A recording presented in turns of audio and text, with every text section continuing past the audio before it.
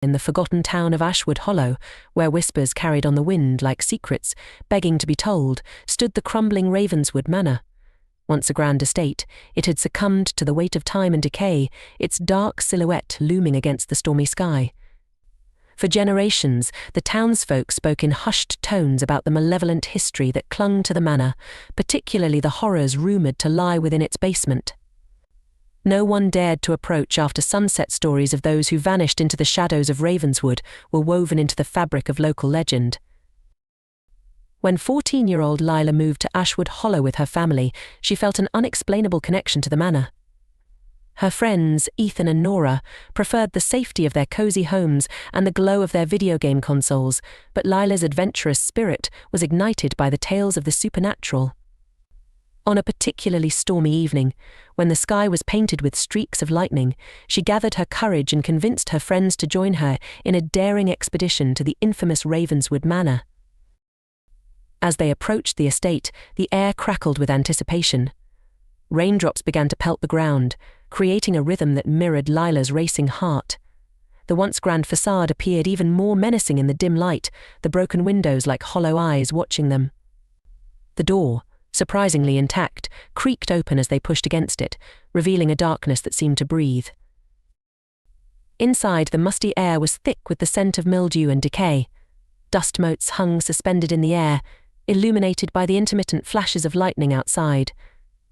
Each step they took stirred up memories of the past, the house filled with remnants of a forgotten life, a cracked porcelain doll in a corner, a tattered curtain swaying gently in the wind, and portraits of grim-faced ancestors that seemed to judge their intrusion.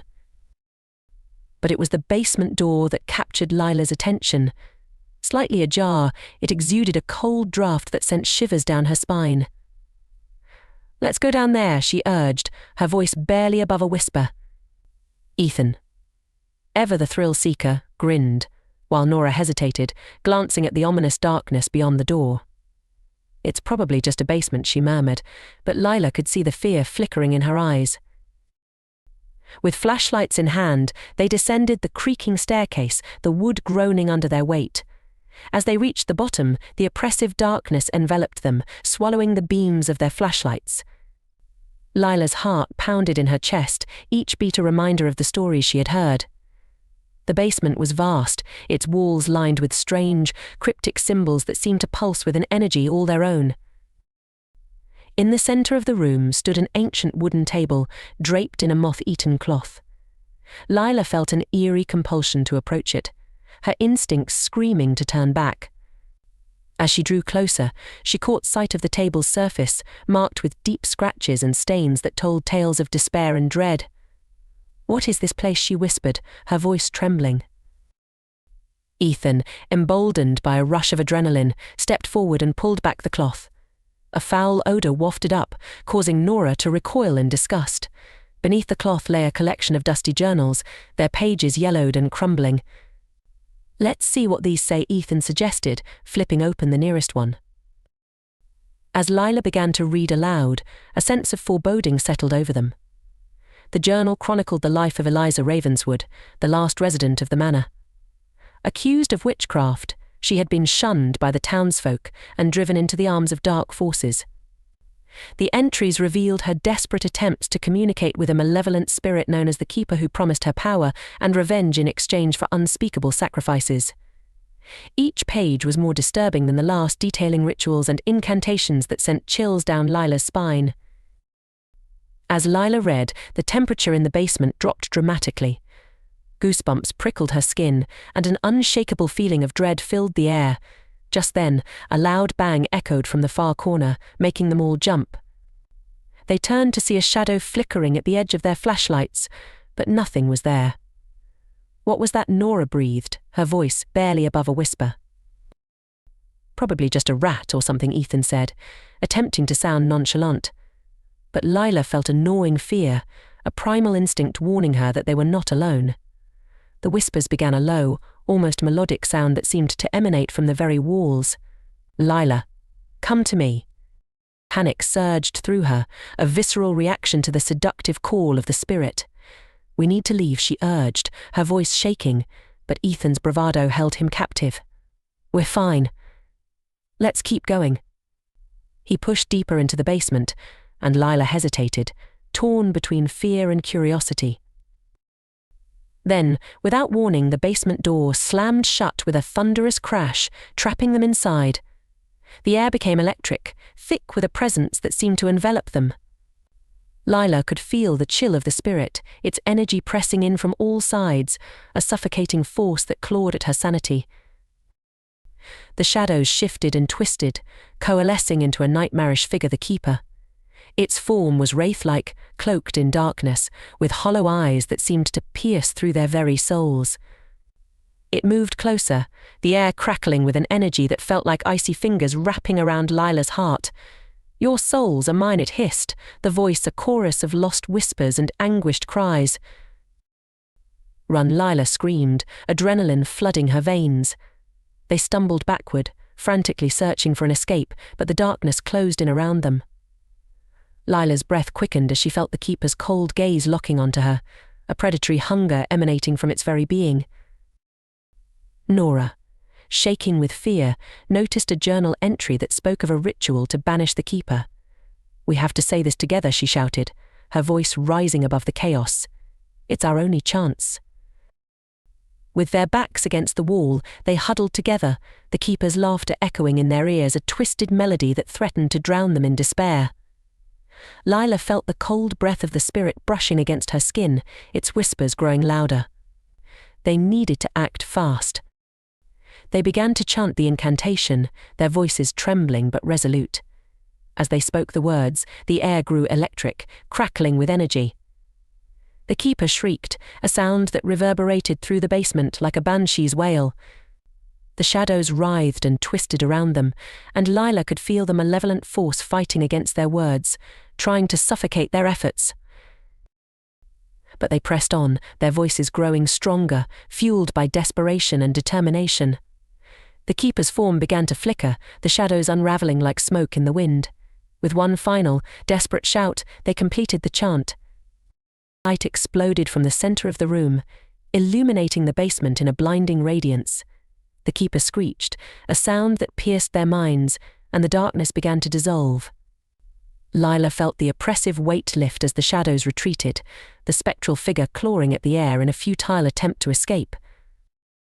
In a final burst of energy, the light enveloped the keeper, and with a deafening roar, it vanished, leaving only silence in its wake.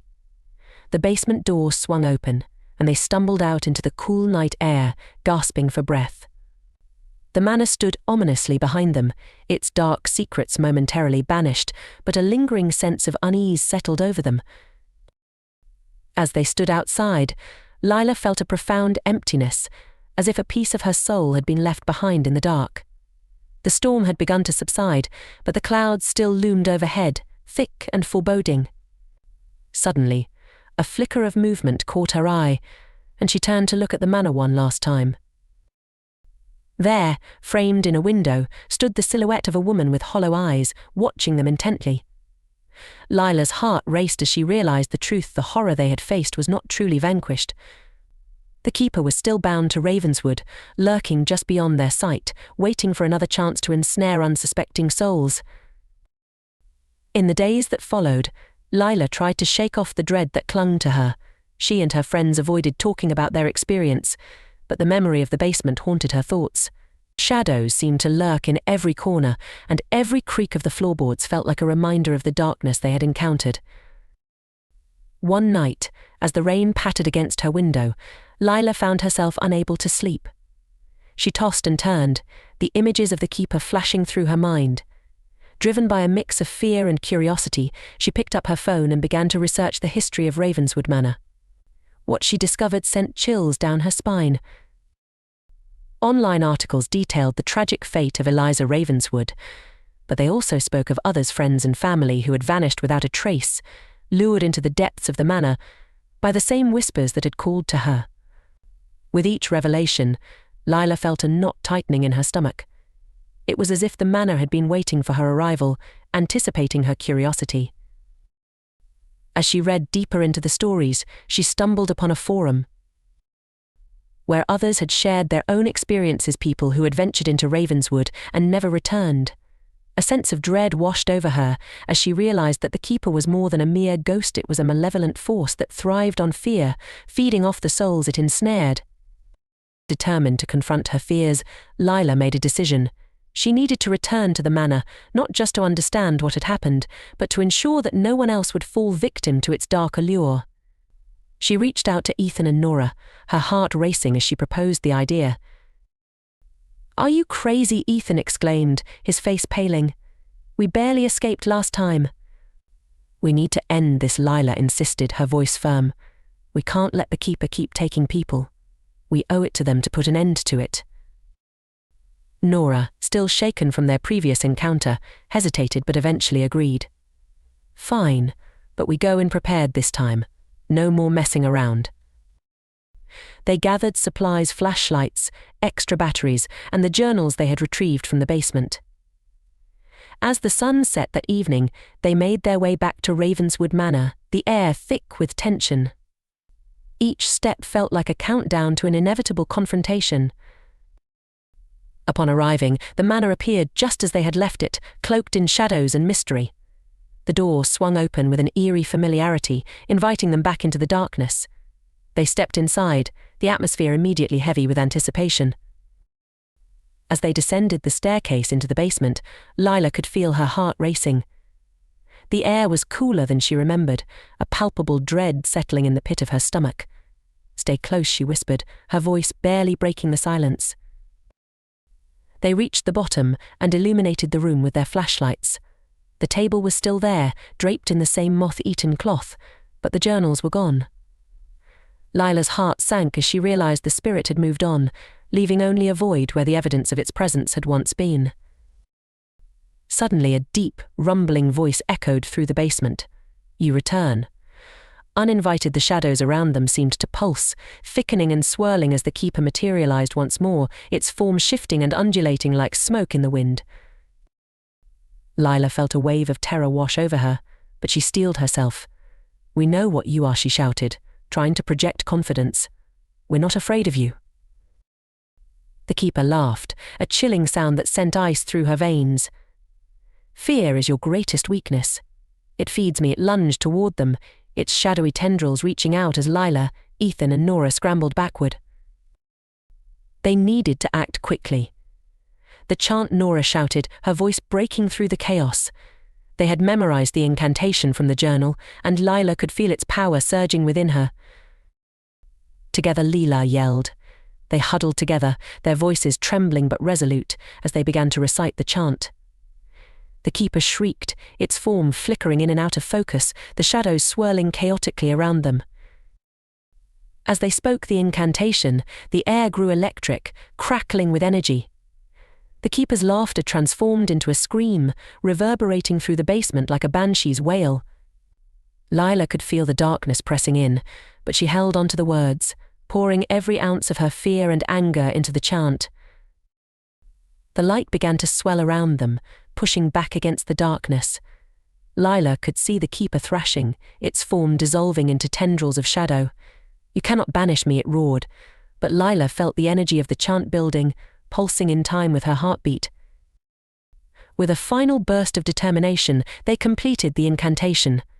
A blinding light engulfed the basement, illuminating every corner and banishing the darkness.